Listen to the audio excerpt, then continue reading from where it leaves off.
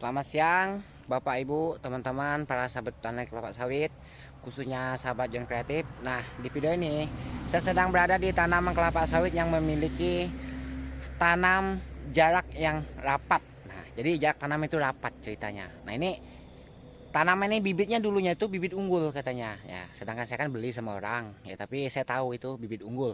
Nah, jadi yang sering muncul di pertanyaan teman-teman kita itu yang katanya itu jarak tanam yang rapat itu tidak mempengaruhi, dan juga ada yang bilang tanaman jarak yang rapat itu kurang bagus. Nah, di sini akan saya tunjukin kepada Bapak Ibu dan teman-teman yang sebetulnya, karena kita itu ada memiliki tanaman berbagai jenis ukuran. Nah, jadi sehingga kita itu punya bukti, punya contoh. Nah, jadi selengkapnya yuk kita simak video selanjutnya. Nah, Bapak Ibu, teman-teman, sahabat petani kelapa sawit, nih contohnya ya. Ini jaraknya itu di sininya itu 8 meter, di sananya itu 7 meter. Nah, lalu akan kita lihat sama-sama. Nah, kalau masalah buah, ya karena ini kan bibit unggul, tetap berbuah ya. Ini 8 kali 7 ya, tetap berbuah. Nah, ini kita manen tadi ya hari ini. Jadi buah yang masak itu sudah tidak kelihatan, nanti akan saya tunjukin seberapa banyak hasilnya ya. Nah, ini dia bisa berbuah betul. Nah, seperti ini. Nah, ya kan, bisa berbuah betul. Kalau urusan buah tidak ngaruh, betul ini. Cuma nah ini kan untuk teman-teman pemula nih, yang khususnya baru mulai tanam atau baru merencanakan mulai nanam. Jadi menurut kita itu tolong dipertimbangkan yang namanya pola jarak tanam. Nah, kenapa direkomendasikan harus jangan kurang dari 9 kali 9 3 sisi. Itu udah yang paling rapat kalau menurut saya. Karena saya tuh ada di video kita yang lain tuh berbagai macam jenis jarak itu. Di situ ada saya upload juga. Nah, teman-teman bisa lihat di video saya yang lainnya. Nah, ini keluhannya. Nah, baru usia segini aja ini ya. Ini ada yang 7 tahun, ada yang 9 tahun di sini. Pelepah yang ini aja nyampai ke buah ini. Nah, ini barusan saya geser tadi, nutup buah ini. Nah, jadi dia tuh tidak leluasa membuka bagian pelepahnya. Ya kalau menurut saya gitu ya. Nah, dan juga ketika masa sudah egrekan nanti, nah ini sekarang belum egrekan. Misalnya kita pruning ya kan, kita pruning. Ini pelepahnya ini tidak bisa langsung jatuh ke bawah. Ya, otomatis setelah kita dodos dia jatuh itu menancap. Nah, itu akan beresiko. Nah, ini kalau yang memiliki jarak tanam yang rapat itu, dia bersalaman sehingga lahan ini gelap.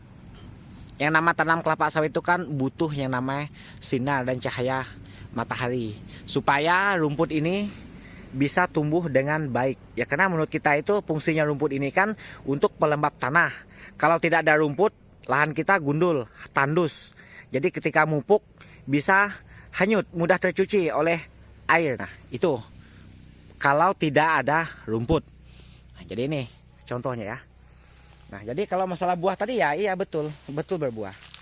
Nah, ya kan. Tuh, teman-teman bisa lihat. Ini memang bukan kebun kelapa sawit ya. Ini lahan nganggur. Saya tanam yang namanya tanaman kelapa sawit. Nah, di sini ada ceritanya itu jumlahnya 21 pokok. Nanti teman-teman lihat hasilnya. Di depan situ ada di mobil kita seperti apa jumlah buah yang kita dapat.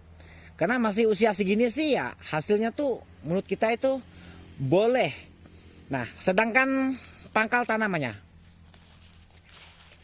Nah, ini sering juga komentar kawan-kawan, ini kurang pupuk ini, kurang pupuk ini. Menurut saya itu udah lumayan pupuknya ya. Ya walaupun tidak standar di rekomendasi. Ya karena daunnya tadi tidak bisa membuka ya. Sehingga pohonnya tidak bisa gendut. Nah, tidak bisa besar. Jadi dia jadi seperti ini. Ya tambah lagi berhimpitan seperti ini. Tuh. Ya kan? Nah, ini keluhan. Nah, ini tentang keluhnya. Nah, jadi teman-teman pertimbangkan yang namanya jarak tanam. Lalu ada lagi yang katanya, lah saya seumur-umur katanya merawat tanaman kelapa sawit yang berjarak rapat sama aja hasilnya. Iya, itu mungkin kebetulan. Kemungkinan perawatannya tuh betul-betul dirawat. Cuma keluhnya itu tadi, pelepahnya itu membuat kendala. Belum masa egrekan. Karena ada di lokasi yang lainnya tuh, saya sudah merasa yang sudah masa egrekan itu sangat sulit rasanya manennya dan pruningnya. Nah, jadi untuk teman-teman, kalau misalnya teman-teman memiliki yang rapat tadi, lalu ingin solusinya, ingin ditebang. Nah, ini kan kesimpulannya kembali lagi kepada teman-teman, ya kan. Kalau udah berbuah seperti yang ini tadi, atau baiknya yang sudah terlanjur ya sudah biarkan saja. Ya saya pun merasa, walaupun sesulit ini ya karena saya pun bersyukur dengan kebun ini saya bisa memberi saya hasil, sehingga ini saya biarkan, tetap saya pertahankan semampu saya merawatnya. Ya, jadi itu teman-teman pun mungkin saya rasa rawatlah jika yang sudah terlanjur. Ini video ini saya buatkan untuk yang ingin tanam baru, yang ingin merencana mulai menanam lagi gitu. Jadi pertimbangkan yang namanya jarak tanam. Nah, solusinya tadi tuh kalau misalnya menemukan yang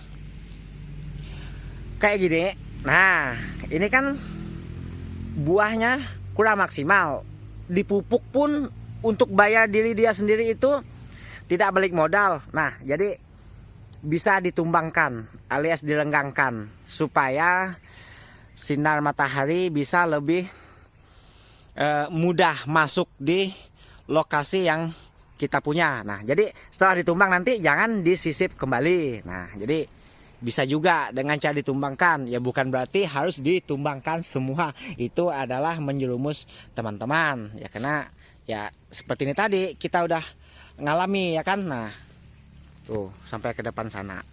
Ini tidak banyak, cuma 21 pohon sekitar sini. Nah, jadi misalkan lagi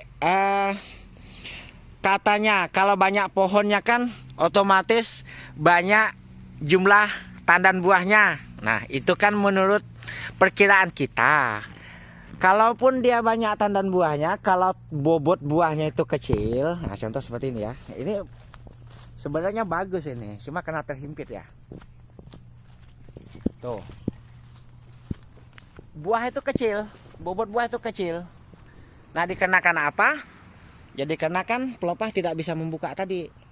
Ya mungkin tanah ini kurang mampu mengolah pupuk yang sudah kita terapkan. Karena ini kurangnya sinar matahari. Nah, jadi itu menurut kita, yang menurut saya ya, kalau tidak salah itu. Ya, kalau menurut teman-teman berbeda itu kan, nah itu udah urusan pengalaman teman-teman masing-masing ya. Nah, jadi seperti itu. Nah, nih. Buah tidak bisa besar. Nah, karena dia tidak bisa membuka. Lalu ada yang bilang harus kasih pupuk borat, harus kasih ini urea, harus kasih apa. Lah, ini kalau untuk petani kampung, kalau dosis pupuk sudah 6 kilo per pohon per tahun ya. Saya rasa apalagi pemupuknya rutin itu sudah cukup. Ya karena ada ini di bagian tepi tuh. Kalau bagian tepi kan ini leluasa nih. Nah, tidak terhalang nih. Agak silau nih ya, tidak terhalang. Nah, otomatis dia punya pohon besar tuh, pelepahnya membuka, buah pun besar. Nah, jadi itu nyatanya kalau dia leluasa, berbeda dengan hal yang di situ tadi tuh, yang di depan situ. Ah tuh, terjepit yang itu, terjepit yang sebelah situ. Nah ya, jadi kalau masalah hasil jangan supaya ngomong doang. Nah, jujur kita pun punya hasil, menurut kita itu lumayan ya. Itu brondol ya, brondol. Yuk kita lihat di mobil barusan kita angkut. 21 pohon. Nah, ini panennya terlambat nih. Biasanya kita lakukan 2 minggu, tapi ini hari itu 20 harian. 22 hari tidak salahku nih. Tuh. Lumayan nih, usia 9 tahun dengan usia 7 tahun. Nih 21 pohon. Ya betul. Cuma yang penting bibitnya unggul. Nah, Kalaupun ada teman-teman memiliki bibit yang cabutan, ya tergantung. Kalau bisa berbuah ya bisa aja mendapatkan buah seperti ini. Nah, tuh cantik kan? Ya tentu tidak mungkin kita tumbangkan begitu saja kalau selagi bisa menghasilkan. Nah, jadi teman-teman, Bapak Ibu, seperti itulah ya gambarannya. Jika teman-teman, Bapak Ibu ingin menanam baru, pertimbangkan pola jarak tanamnya. Jangan sampai seperti yang kita miliki. Karena di video ini saya berdasarkan menunjuki sesuatu yang sudah saya miliki, yang sudah saya rawat. Jadi jangan sampai teman-teman memiliki nanti kebun seperti yang saya punya. Nah, gitu loh. Maksud saya itu. Sedangkan saya di yang berikutnya tuh ya, saya udah menggunakan jarak tanam yang 920 segitiga ya, 920 920 920. Ada yang paling rapat 99 segitiga. Nah, itu menurut saya tuh udah sangat rapat itu. Bisa dilakukan 940. Nah, itu lebih pasnya. Kalau lebih dari itu ya saya rasa boros lokasi. Oke, videonya hanya ini yang bisa saya sampaikan. Semoga video ini bisa memberi manfaat untuk teman-teman para sahabat petani kelapa sawit. Jangan lupa tetap semangat dan tetap dirawat kebunnya supaya mendapatkan hasil yang lebih baik. Nah ya, tuh brondol nih, brondol tuh telat panen. Nah banyak ini, ada 21 pokok, ada 3 karung brondolnya, bayangkan itu tadi. Oke, sekian dulu videonya.